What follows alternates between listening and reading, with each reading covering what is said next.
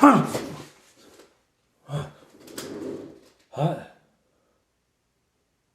Oh.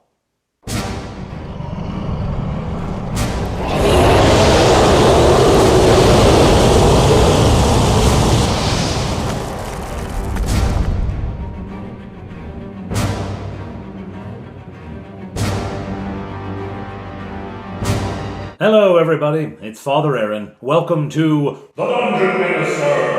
So this video took a little longer to put together than normal, and I apologize for the delay. The recording and the editing, that's going to be standard. It was getting around to playing the game. See, this past Sunday, we normally play on Sunday or Monday. This past Sunday was our parish's vestry. It's an annual meeting where we set the budget, etc. And so that afternoon was wiped out.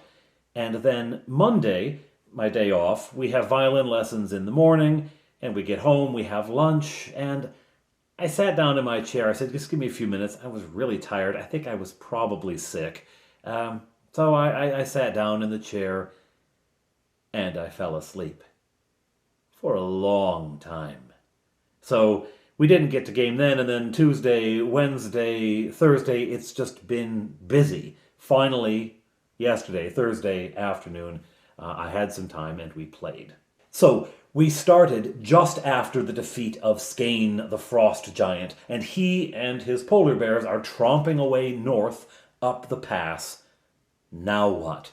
This was a big question. What are you going to do? They're all in pretty bad shape, so what are you going to do? You're not going to rush off to join the war against the goblins right now, because you'll get killed. So what do you do? Well, they say, we want to stay here, because Skane might come back. My eldest says, Skane might come back and go rip the gates off for the goblins and get paid twice. And he says, that's what I'd do. Oh, maybe we got to look at that. Anyway, they want to stay here and watch the pass to make sure that Skane doesn't come back. They want to be a little further into the woods, though, so that anything that comes and goes doesn't, kill them, right? And so they're gonna hide a little bit into the woods, but watch. And I say, are you watching for goblins to go by? No. We don't care if anything like that. But if a big blue giant comes through, then we want to know. All right. So you're going to go deep enough that you're hidden, but close enough that you could see something as big as a giant. So that's where they make their camp. All right, fine. Roll for some random encounters, wandering monsters out here in the wilderness. Okay, no, nothing the first few hours. The encounter with Skane, I figure, got them into midday, afternoon kind of territory. So they're already approaching the evening. Nothing comes before evening. All right, let's roll again in the early evening before they go. Oh. Okay, something's coming. Now, I did have a plan for this. My essential plan was that when a wandering monster showed up, it was going to be one of two things. Because of the goblin armies infesting the area, most other critters have either joined up or fled, right? So anything you're going to get is going to be goblin or halfling, because their army has now moved into the area as well, and they're sending out scouts. And they're working with the dwarves, so they heard about the mission to stop the frost giant. They might very well be sending scouts up here to find out if it worked, and that's what happens. I roll, it's an even odd, and I roll. Yeah, it's going to be the halflings. And what kind of halflings? I enjoyed this. They are at their camp, and they're, getting ready to have their meal when they hear something. They hear something coming. Uh-oh. Is it footsteps? Well, it's footsteps. Oh, it's Skane. No. It's not big footsteps. It's small footsteps. A sort of clipping, clopping, tappity-tapping.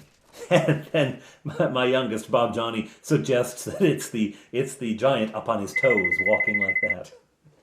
No, we don't live in a cartoon. No, it's not, and it's coming from the southwest at any rate. They get ready.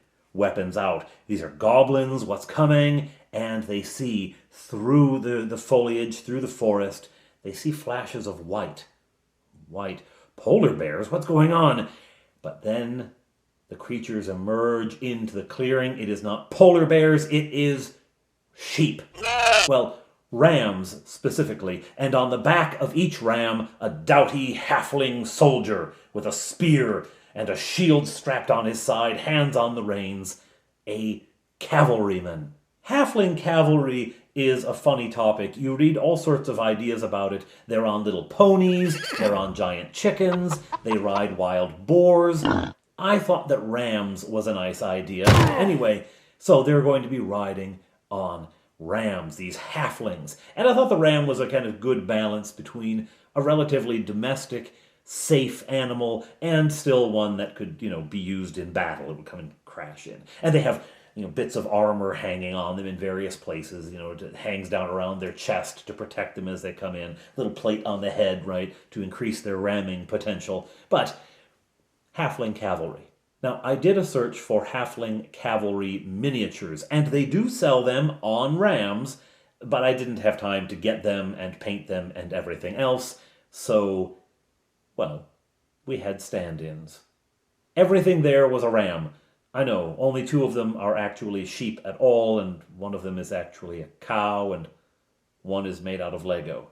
But those were the cavalrymen coming out of the forest. Of course, they see the adventurers. The adventurers hide as the things are coming. The party hides, but once the halflings emerge, they step out. And they see them, and at first are wary, and then they recognize there's another halfling there, there's a dwarf. Okay, this is the party. This must be the party we were told about. Excellent. What happened? And so the PCs tell the story of the war wagon and the giant, etc.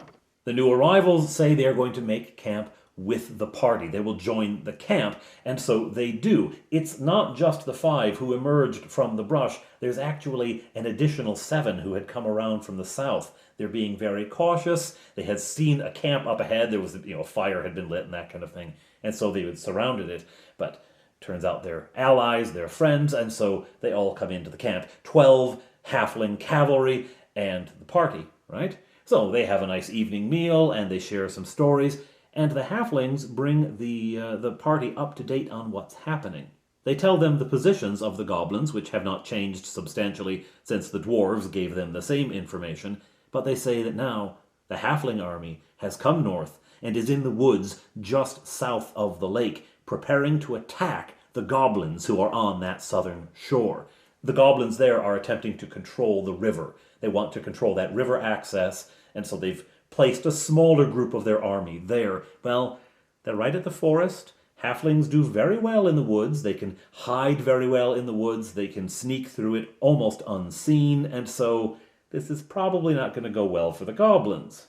They are much stronger on the north shore of the lake, first because they have more troops there, but also because that's mountain country, which is friendly to goblins, and there's that open place along the north, that narrow open place where if they have any war wagons, they would be very effective because it's, between the mountain and the lake, right? There's a confined area, which is what the war wagons were designed to operate in. The goblins having brought them, of course, for the eventuality of breaking the gate open and being able to drive them into the Dwarven realm. So the halflings are going to attempt to attack that soft underbelly there and open up the area for freer movement so that they can go back and forth, east, west, whatever, with greater ease. At any rate, they share a meal, they make camp. Now, I ask the party, do you want to set your own watch? The cavalry have 12 more sets of eyes. They're going to set their own watch, 2 at a time. Do you want to set your watch? Oh, yes. We're not trusting anyone else to do the watch for us. We will be on watch. Great. All right. We'll roll for some wandering. Oh, yeah. Yeah. Something's coming. Now, in whose watch will it come? And now I don't care about which of the halfling cavalry are on watch, but which of the party are on watch when it happens. Well, 4 party members, 1d4, happens in the first watch. That is Fleetwood. So, I ask him, what are you doing? The halflings are sitting at the fire, they're chatting, they're talking quietly, and keeping an eye out on the camp. They're guarding the camp, remembering halflings do not have infravision, right? So they're keeping watch there. Where are you? Well, I'm going to go into the forest, he says. I want to go away from the fire because that really messes up infravision, and I want to watch from there.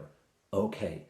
There you are on watch, scanning the forest, and suddenly you spy something. Far, far away, at the limits of your infravision, you can see something moving slightly between the trees. There are multiple figures, a handful of them, not too many, but something moving. And they appear to have seen you. Because, of course, goblins also have infravision, and they've got a fire going, so duh, right? So these figures begin approaching. Fleetwood then decides he's going to run to the camp to get everyone up, to alert them to what's happening. Instead of calling out, instead of shouting, he wants to be quiet. And this is probably a miscalculation, because again, if he can see them, they can see him. And he's already seen that they appear to have noticed them, right? So why the sneaking? Why the pretending he doesn't see them? Why the, I don't know, but he's going to try to quietly roust his companion. So he gets back and he tells the halflings who are on guard, and they begin to wake up the other halflings, and he's waking up his party when a volley of arrows flies into the camp. 4 arrows, and I roll 4 times. And for some reason,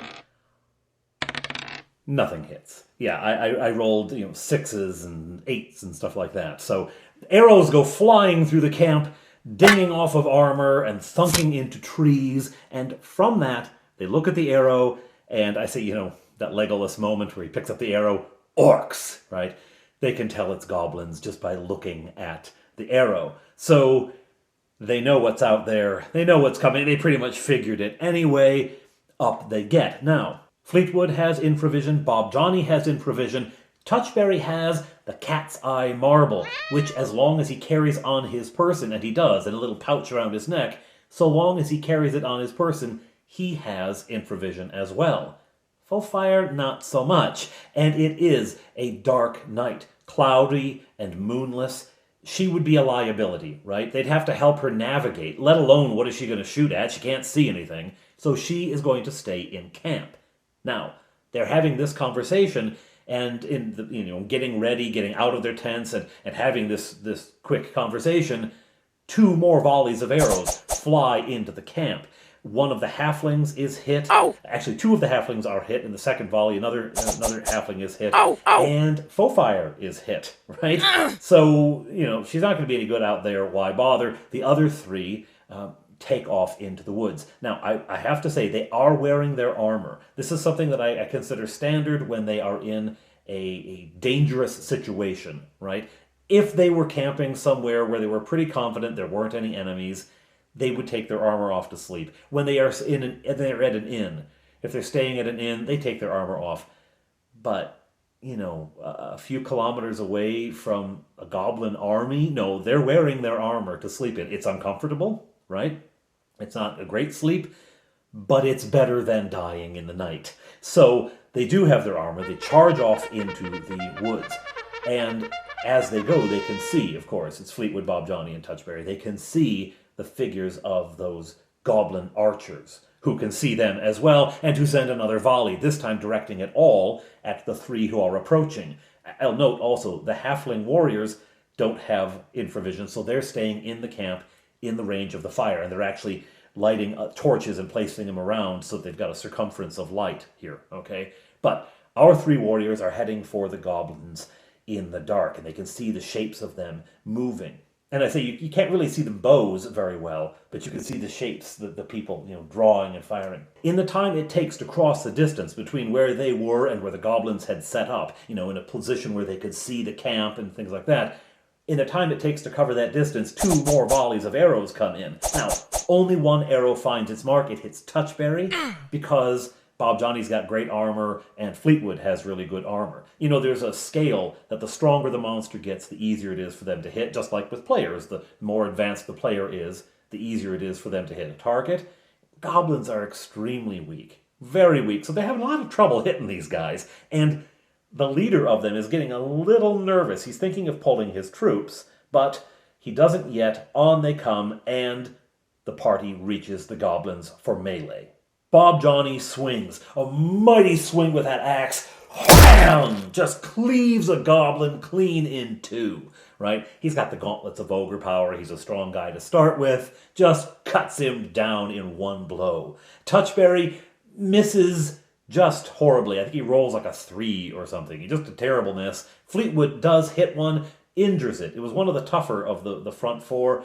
Injures him, doesn't kill him, but, it's not looking great. At this point, the leader of the goblins makes a morale check, and with a penalty, because I always do this, I apply penalties and bonuses based on the situation, and in this case, he had expected to do some easy picking off of halflings in the dark, right? And he knows that halflings can't see in the dark. He was expecting just to be able to pick them off at distance.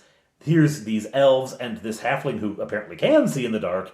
He is surprised, so I give him a penalty like 3. I add 3 to his roll. He misses it. He wants to run. He calls for retreat and begins running himself, right? This is not a commander who waits to make sure that his troops are out of danger. He yells, "Retreat!" and starts running. And so do the archers as well. Instead of attacking on their turn, they take their turn to run away. Now, Bob, Johnny, and Touchberry have come out only with their melee weapons. They didn't have time to grab everything. They don't have, I don't think Bob Johnny has a bow anyway. Touchberry didn't bring his, so they begin to pursue on foot. They're going to chase after them. But one of them is wearing plate mail, which slows him down. One of them's a halfling. They're probably not catching these goblins. Fleetwood takes this first round to switch. He sets down his shield and his sword, and he pulls out his bow and starts firing arrows. First one he goes for is the leader before he gets out of range. He rolls, and bam! Arrow streaks through, hits the leader. How much Yeah, he's dead. He's dead. I think he rolled like a 5 or something. Goblins are a 1d8 -1 for their hit points, so this guy was not very strong. Down he goes. All right. The other 4 are going to run. They're just booting it with a halfling and an elf behind them. Another round brings them so much further away, 30 yards. And so, all right, Fleetwood has another shot. He takes it. He hits another one. And damage, down it goes as well. Now they're starting to get to the edge of his range. If he shoots now, it's going to be with penalty. So he runs after them. He's going to use this to run. This is what it becomes. It becomes a run through the woods, chasing after them, trying to keep any goblins from getting back to the army and alerting them to their presence, right? So this is what they do, on and on and on. They eventually do bring them all down. At some point, I think he hits one and he's wounded, but not killed, so there's 2 more running, and they eventually decide to stop, turn, and fight, right? They're going to stop, turn, and actually face them. And so as they approach now, it's more arrows pouring in. It's desperation for the goblins, but boom, the heroes catch up to them and make short work of the goblins. Okay, well, let's get back to camp. A perfunctory search of the goblins. They do find a few electrum pieces, nothing to write home about, and they head back to the camp. There, they discover that a whole other battle has occurred. These goblins, just like the halflings, were not operating alone. They were part of a larger group. They had seen the fire, and the archers were supposed to just pour in arrows while another attack snuck around from the south. So that other attack that snuck around from the south had been happening. Now, I didn't play this one through. I just told them what the result was. There are 12 halflings. They're all level 3 at least, and there's a level 6 thief. The battle's only going one way. All I did was kind of roll to see, and on a percentage basis, how many casualties do each get. And the halflings had some wounded. Foefire had been wounded from earlier. Nothing huge, right? It was another 6 goblins coming up from below. So, all right, that's all right. What they don't know, however, what the group at the camp don't know, is if any goblins got away. They don't know if any goblins ran, because they can't see them once they're outside of the light, right? Well, we'll see.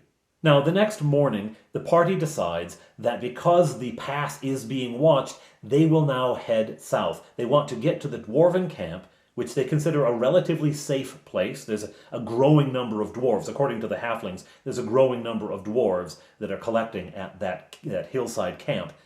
And they want to have some place to heal up, because remember, they're still pretty low, and they gain for sleep, but they don't get great sleep wearing their armor, so they're getting their hit points back, but not at a high rate. And Touchberry is healing with his sword every day where it's useful, whoever's lowest, but they need some serious downtime, so they want to get to that camp.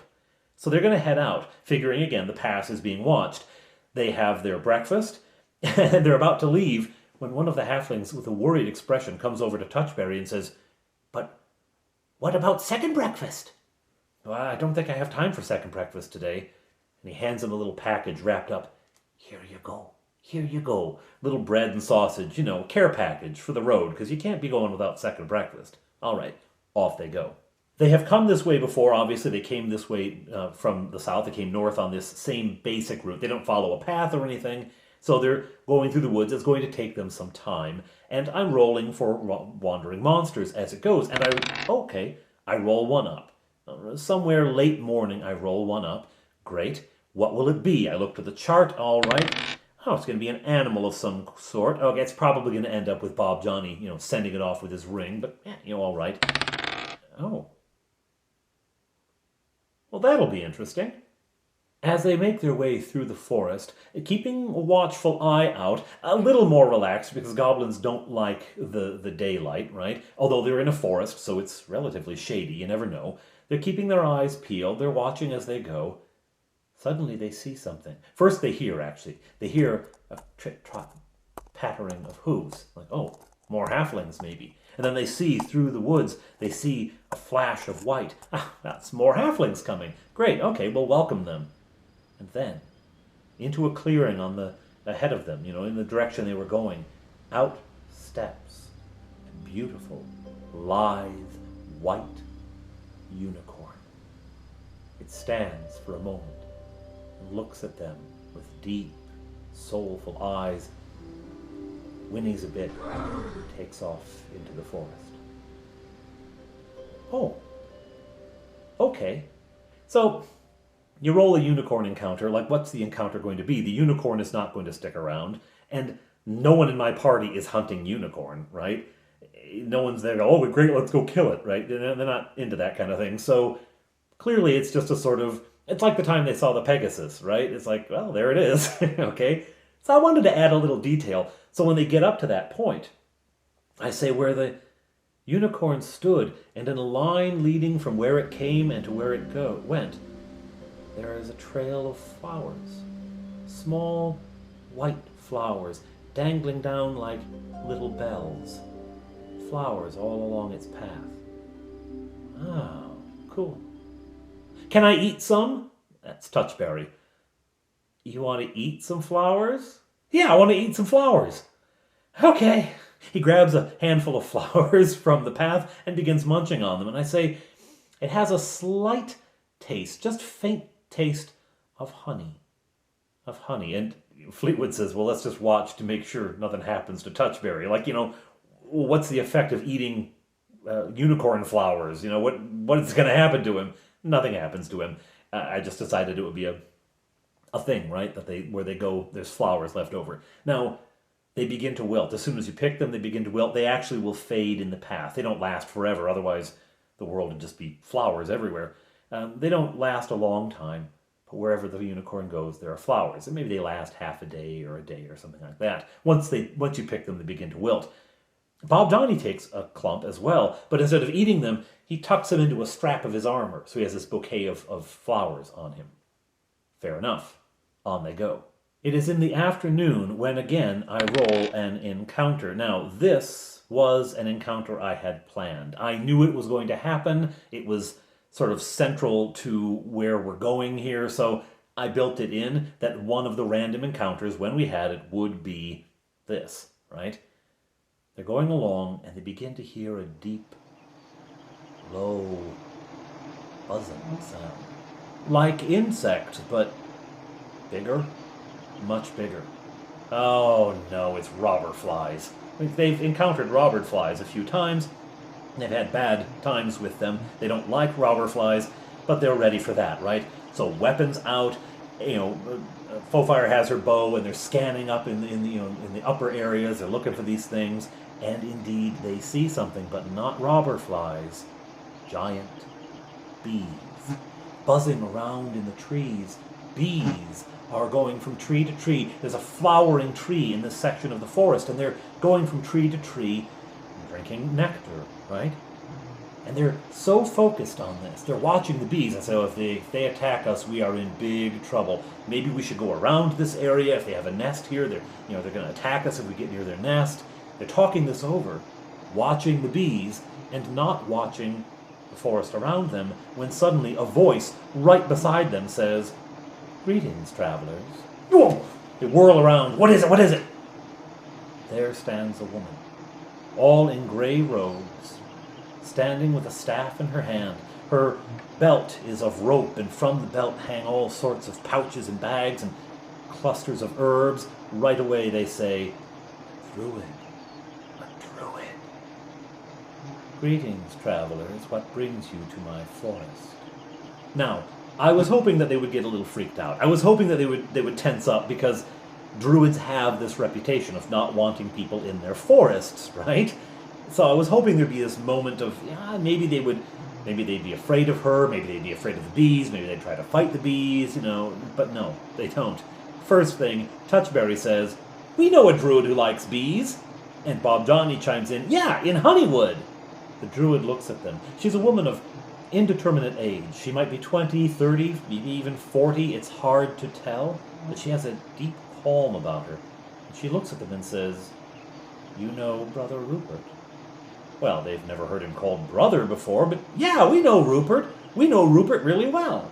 And so they introduce themselves. She doesn't recognize the names, but she knows that there's a group out there. And she introduces herself. "I am Sister Abigail." Now, I get this name from a friend of mine, Fate Master Cesium. He does a great channel where he goes through the game that he's playing with his group in the Fate system. And it's Fate and the Dresden Childlings, I think, I have to say, I don't understand the system at all, but I really enjoy the story. It's fun. And there's a nun in that story called Sister Abigail, and she keeps bees. So when I needed a beekeeper, Sister Abigail. So first of all, go check out Fate Master Cesium. It's a lot of fun. He doesn't have anywhere near as many subscribers as he should. It's a fun channel. Anyway, Fate Master Cesium. So Sister Abigail, right? She introduces herself. "So you have gotten yourselves involved in this war." Well, no, actually the war got itself involved in us. It sort of elbowed its way into our life. This is the right reply. Druids do not care about the wars between law and chaos, between humans and goblins. They do not involve themselves. All they know is that it is destructive and tends to be bad for their forests and for nature in general. So they're very opposed to them. The idea that this group would somehow take up the war, like they're going to eagerly run off to war, which is really kind of accurate, but still, the idea that they would do that would be offensive to her. So to say that the war got involved in their lives is clever thinking on Fleetwood's part. He's earned his high charisma. Really? And where do you travel now? Well, they're a little hesitant to tell her exactly where they're going, because if druids don't like people intruding on nature, they don't want to tell her about the camp of dwarves and everything else going on. So they're pretty hesitant. They make a vague thing about finding a place to rest because they're all wounded, and she does see that they are all wounded. Now be careful and beware as you wage your war. This forest is under my protection, and I do not take kindly to wanton destruction. Well, neither do we. I mean, we're elves. Elves love the forest. And then Touchberry pipes up, "Halflings like it too." She looks at them a little dubiously, but "If you are friends of Rupert..." And they say, "Yes, he sent us on a quest. He actually sent us on a quest to get seeds. To get seeds to plant flowers for the bees." "Really? Then you are the group I thought you were. You might like to know, Brother Rupert has planting in mind. He has asked me to bring some bees from this forest, and so I am on my way there now." Great! Great! Well, tell him hello from us, please. Yeah, say hi from Fleetwood and Bob Johnny, and I won't remember your names. No, he doesn't either. But tell him hi from us, okay? I will do so. And she smirks a little bit, and at that first sign of a smile, Touchberry says, "Here, have a flower," right? He's going to offer a flower. She's a pretty lady. He's going to offer a pretty lady a pretty flower, but it's wilting in his hand. It's not very lively anymore. He just picked it a little while ago, but it's already drooping. You know how flowers are. You pick a bunch to give to your mom, and by the time you get home, they're like, you know. So that's what he's offering. And she looks at it and she says, "You have met the lady of the forest." And then she looks at Bob Johnny and sees the sprig of flowers. Now, his are not wilting. His flowers are still fresh.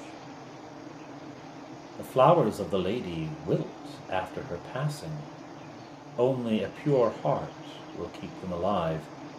You must be a noble one, which is going to hang on to Bob Johnny, I think. I will bear your greeting to Brother Rupert. Remember my caution. Beware.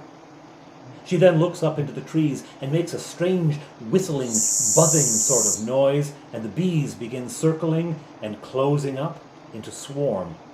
And she says farewell and walks into the forest, and the bees begin to migrate after her, following her on the way. They look at each other. If Rupert is planting, he must think that the winter isn't going to be very bad. I mean, we've just gone through a really harsh winter. That's why he didn't plant then. He was afraid that the winter would kill anything.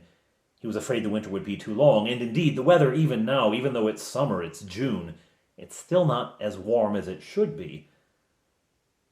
Well, he must have something in mind that this isn't going to be a problem. Or maybe he's taking the bees further south. Who knows? All they do know is that Rupert is planting. That's hopeful work. Well, they carry on. Soon they come to a place where the forest thins out and the ground begins to rise. It's the beginning of the hills, the grassy hills on which the dwarves have their camp. Just as they're at the edge of that forest, though, just in that intermediate area, they again hear a sort of buzzing, flapping sound. This time closer to flapping than buzzing. They prepare themselves. What's coming? What's coming? When out of the foliage dive Sturges. Sturges. Sturges. With their wicked beaks. Get you. All right? Fleetwood is absolutely calm. The others, get into combat pose. All right, roll initiative. The roll is made simultaneous action. Both sides get a 2. All right. Simultaneous action. The Sturges attack. I roll for 6 Sturge attacks. That's how many there are. 2 of them hit. 1, Bob Johnny. It manages to get in through that armor. The other on foe fire, because she's relatively easy to hit. Okay, 2 Sturges in. They do a minimum damage, right? 2, 3 hit points, something like that. Nothing big.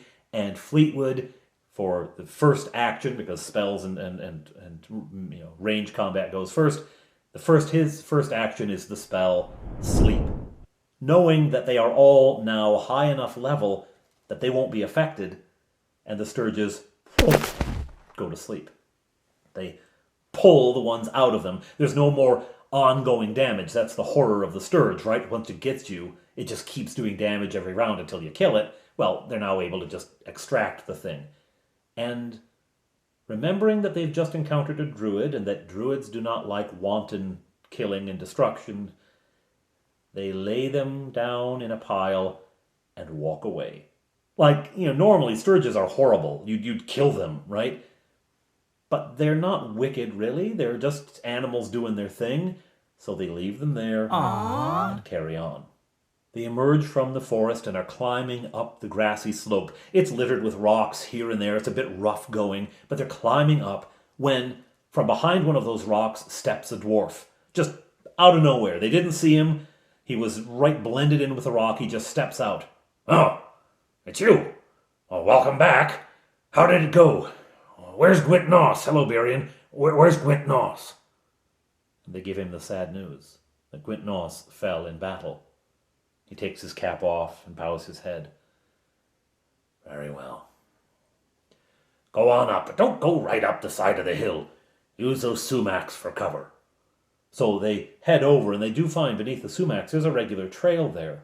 heading up the side of the hill, so that as they go from a distance, they can't be seen. They're covered by the thick foliage of the sumac. Up they go, and they come to the crest of the hill, and they find the camp much as they remembered it. The tents looking just like lumps in the grass, lumps in the ground. The fire, contained in that cylinder of stone, so the flames don't show, but they can lay things on top to cook and things like that. But it is bigger, the camp now. There are far more dwarves out here. They have been collecting, gathering from the various villages and outlying homes and things like that. Travelers who are returning, they're intercepting and bringing them here. There's a growing force of dwarves. It's getting toward the 50 or 60 range now, where it had been, a dozen or so before. It's getting to be quite a big group. And this is where we end the session. They are going to camp here with the dwarves. And I ask them, what do you plan on doing next? And I ask because I need to know what to prepare, right? We haven't come to the end of the whole action, but there's a lot of things they could do. So I kind of want to get a sense of where they're going so I can have something ready for them. I can, know what portion of the game board to focus on. And they say they want to join up with the halflings who are south of the lake. They want to join up with that force to help in attacking the goblins there. And the dwarves say, oh, very well, but I don't know that you'll be in time. I think they are to attack soon. Well, okay, if they do, then we'll join them after the attack, and we'll help in the attack on the goblins to the north side of the lake to help to free the dwarves. And what they will find there, what they will face in the goblin army, ogres and bugbears and potentially werewolves, well, they'll find out.